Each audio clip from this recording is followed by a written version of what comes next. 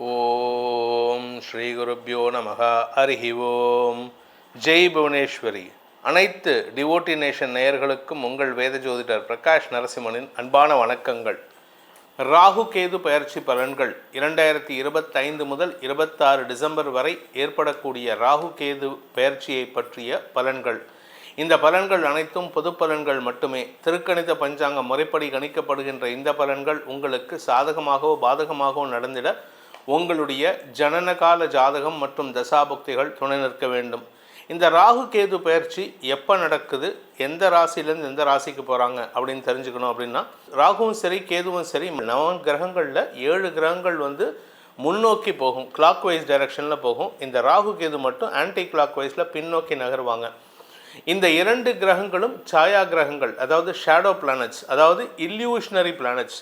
இந்த மாதிரி ஒரு பிளானட்ஸ் கிடையாது. ஆனால் இந்த கிரகங்களுடைய, அதாவது சந்திரனும் சூரியனும் ஒரு குறிப்பிட்ட இடத்துல கிராஸ் பண்ணும்போது ஏற்படக்கூடிய நெகட்டிவ் எனர்ஜினால் வரக்கூடிய அந்த இல்யூஷன் தான் ராகு கேது.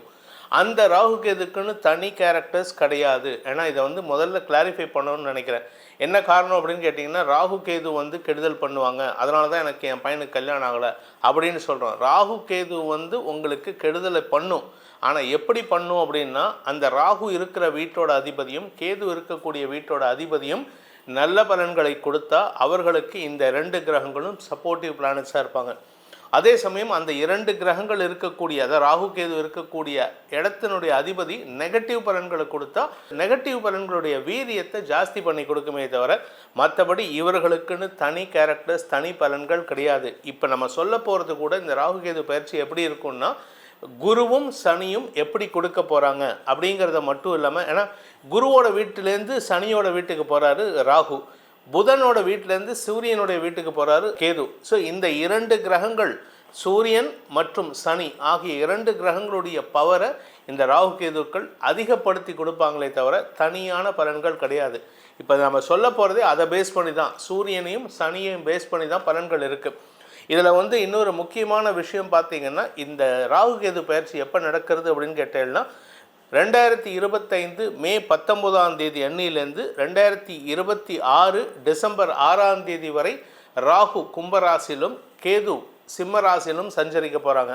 அதாவது இப்போ மீன ராசியில் இருக்கக்கூடிய ராகு பகவான் 2025 வருஷம் மே 19 அன்னைக்கு மீன ராசியிலிருந்து கும்பராசிக்கு பின்னோக்கி நகர்றாரு. அதே மாதிரி கேது பகவான் கன்னி ராசியிலிருந்து சிம்ம ராசிக்கு பயிற்சியாகி இந்த இடத்துல 18 மாதங்கள் பக்கத்தில் இருக்க போகிறாங்க. 2026 டிசம்பர் 6 விடியற்காலை 5:50 வரை ராகுவும் கேதுவும் கும்பம் மற்றும் சிம்ம ராசியில் சஞ்சரிக்க போகிறாங்க. இந்த இடத்துல இருந்து கொண்டு அவர்களுடைய அதிகப்படியான பலன்கள், அதாவது சனி கொடுக்கக்கூடிய நற்பலன்களையும் அதிகப்படுத்துவார் ராகு, கேது சூரியன் கொடுக்கக்கூடிய நற்பலன்களையும் அதிகப்படுத்துவார். ஸோ இந்த 2 கிரகங்களுடைய தனிப்பட்ட பலன்களை காட்டிலும் இந்த 2 கிரகங்கள் இருக்கக்கூடிய ராசி அதிபதி மற்றும் அந்த நட்சத்திரங்கள், இப்போ ராகு இருக்கிறது சதயம், பூரட்டாதி, அவிட்டம், இந்த 3 நட்சத்திரங்களில் ட்ராவல் பண்ணுவார். ஸோ இந்த பூரட்டாதி, சதயம், அப்புறம் அவிட்டம் இதில் ட்ராவல் பண்ணும்போது பூரட்டாதி நட்சத்திரத்துக்கு அதிபதியான குருவுடைய தாக்கத்தை அதிகப்படுத்துவார். அதுக்கப்புறமா சதயம் நட்சத்திரத்துக்கு வரும்போது தன்னுடைய சொந்த நட்சத்திர சாரத்திலே ராகு ட்ராவல் பண்ணுவார். அந்த இடத்துல சனியுடைய பாதிப்பு, சனியுடைய நற்பலன்களை அதிகப்படுத்தி கொடுப்பார். அதே மாதிரி அவிட்டம் நட்சத்திரம் செவ்வாயுடைய நட்சத்திர சாரம். அதே இங்கே சிம்ம ராசியில் பார்த்தீங்கன்னா கேது இருக்க போகிறது உத்தரம், பூரம் மற்றும் மகம், இந்த 3 நட்சத்திர சாரங்களில் ட்ராவல் பண்ண போகிறாரு. இதில் மகத்தில் ட்ராவல் பண்ணும்போது தன்னுடைய சொந்த நட்சத்திர சாரம் சூரியனுக்கு அதிகப்படியான பலன்களையும், பித்ருக்காரகன் அப்படிங்கிறதுனால முன்னோர்கள் வழியில் சில நற்பலன்களையும் ஏற்படுத்தி கொடுப்பார் இந்த 2026 கடைசி காலகட்டத்தில். ஸோ உங்களுக்கு நற்பலன்கள் அமையுமா, கெட்ட பலன்கள் அமையுமா அப்படிங்கிறத இந்த சனி, சூரியன், குரு ஆகிய கிரகங்களுடைய தாக்கத்தை அதிகப்படுத்தும் விதமாக தான் இந்த 2 கிரகங்களும் செயல்படுமே தவிர, ஆனாலும் இவங்க இருக்கக்கூடிய சில இடங்களில் நல்ல பலன்களை வாரி வழங்குவாங்க. அது என்ன சில இடங்கள் அப்படின்னு கேட்பாரு. உங்கள் ராசிலேருந்து 3, 6, 11 ஆகிய இடங்களில் ராகு கேதுக்கள் இருந்தால் அமோகமான பலன்களை தருவார்கள். நெகட்டிவான இடத்துல இருந்தால் கூட, சப்போஸ் அந்த 3வது இடத்த அதிபதி உங்களுடைய ராசிநாதனுக்கு எதிரியாக இருந்தாலும் உங்களுக்கு நற்பலன்களை வாரி வழங்குவார்.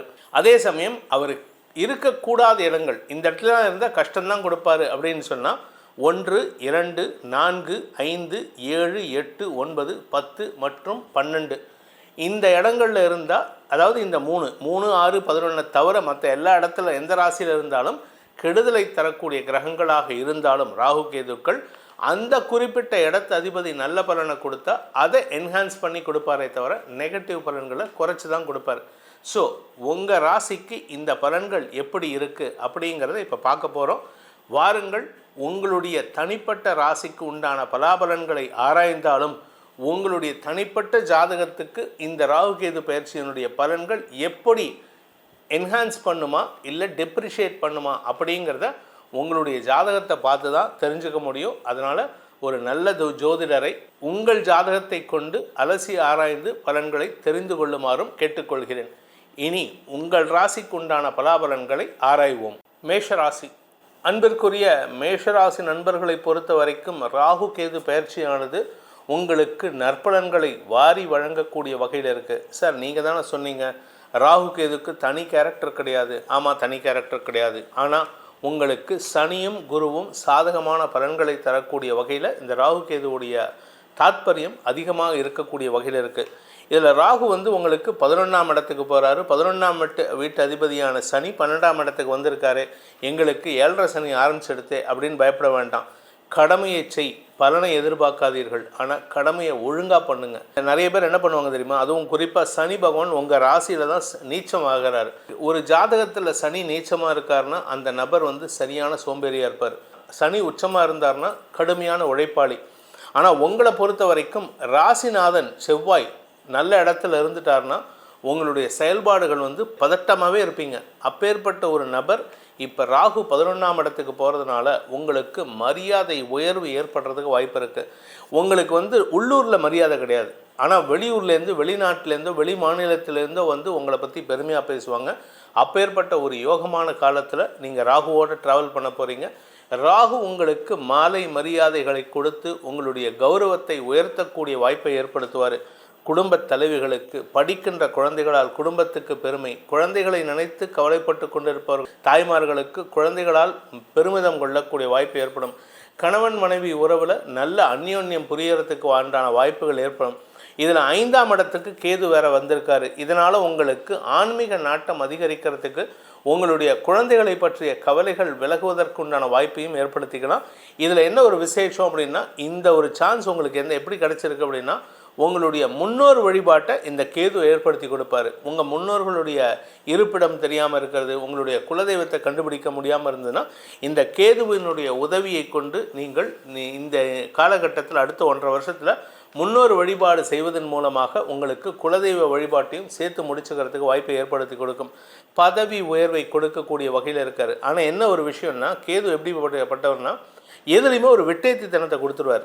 உங்களுக்கு எல்லா புகழும் வரும். ஆனால் இதெல்லாம் எனக்கு எதுக்குப்பா, இதெல்லாம் எனக்கு அதுக்கும் சம்மந்தம் இல்லை, என்னமோ பட்டும் படாமலும் உங்களுக்கு அது மேலே ஆசையே இல்லாத மாதிரி இருக்கும். ஆனால் அதிகமான ஆசையும் அதிகமான ஆக்ரோஷமும் கொண்டவர்கள் இந்த மேஷராசி நண்பர்கள். அதனால் உங்களுக்கு ராகு கேதுக்கள் அநேகமான பலன்களை தரக்கூடிய வகையில் இருக்காங்க. இதில் ராகு 90% தரப்போகிறாரு, கேது 80% தரப்போகிறாரு. இது உங்களுக்கு நன்மையை ஏற்படுத்துறது மட்டும் இல்லாமல் பதவியை கொடுத்து அந்த பதவி மீது உங்களுக்கு எந்த விதமான ஈடுபாடும் இல்லாமல் செய்கிறதுக்கு உண்டான வாய்ப்பும் ஏற்படும். அதாவது உங்களுக்கு பதவியை கொடுப்பாரு. அந்த பதவியினால் வரக்கூடிய எந்த விதமான பெனிஃபிட்ஸையும் நீங்கள் பெருசாக அனுபவிக்க மாட்டீங்க. தாமரை இலை தண்ணீர் போல வாழக்கூடிய வாய்ப்பு ஏற்படும். இதன் மூலமாக உங்கள் கர்மா கழியறதுக்கு வாய்ப்பு இருக்குது. குரு சாதகமாக இருக்கார். அதனால் உங்களுக்கு நன்மைகள் அதிகரிக்கும். பதவி உயர்வு தேடி வரக்கூடிய வாய்ப்பு ஏற்படும். உத்தியோகத்தில் நல்ல மாற்றம், உத்தியோகம் இல்லாதவர்களுக்கு உத்தியோகம் கிடைப்பது, வேலையில் இருப்பவர்களுக்கு பதவி உயர்வு கிடைப்பதுன்னு நல்ல விஷயங்கள் தரக்கூடிய ராகு கேது பயிற்சியாக இருக்கிறதுனால உங்களுடைய பரிகாரம் என்ன பரிகாரம் பண்ணால் எங்களுக்கு நல்லது நடக்கும்னா சிம்பிளான பரிகாரம் தான். ஆஸ் யூஷுவல் சொன்னது போல் குலதெய்வ வழிபாடு பண்ணுங்கள். 5ஆம் இடத்துல கேது இருக்கிறதுனால. இதை தவிர நீங்கள் பண்ண வேண்டியது துர்க்கை வழிபாடு. துர்கா சூக்தம் அல்லது துர்கா சப்தஸ்லோகி ஆகிய மந்திரங்களை சொல்ல முடியாதவங்க கேட்டு தெளிஞ்சுக்கணும், தெரியக்கூடாது, தெளிஞ்சுக்கோங்க. இதன் மூலமாக துர்க்கையின் அருளின் காரணமாக ராகு கேதுக்களினால் ஏற்படக்கூடிய அந்த 10%, 15%, 20% சங்கடம் கூட உங்களை எந்த விதத்திலும் அணுகாமல் உங்களை காத்து ரட்சிப்பாள் அந்த துர்க்கை.